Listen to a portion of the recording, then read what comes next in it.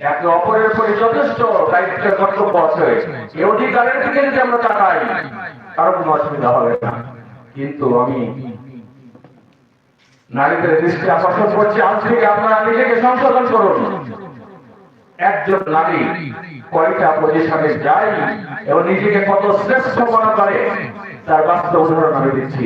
সেটা হচ্ছে আপনি একজন নারী, ছোট্ট একজন মেয়ে, আপনার পিতা মাতার হৃদয়ের স্পন্দন ভালোবাসার একটা অংশ একজন মেয়ে।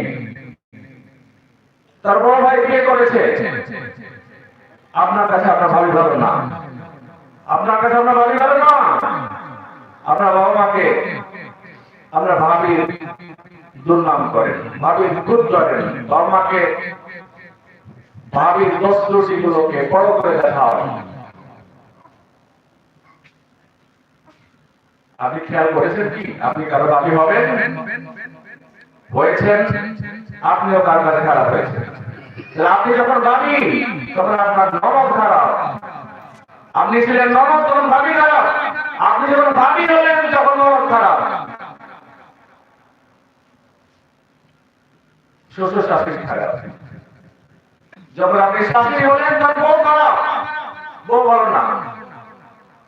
তাহলে আপনি একজন শিশু থেকে ভাবি খারাপ, আবার ভাবি হলেন তখন ননদ খারাপ, শাশুড়ি খারাপ, আপনি যখন শাশুড়ি হলেন তখন ননদ খারাপ, দেবর খারাপ, এইসব খারাপ। আপনি তাহলে কত রকমের ন্যায় করলেন? আপনি কি একমাত্র নিজেকে শ্রেষ্ঠ মনে করেন?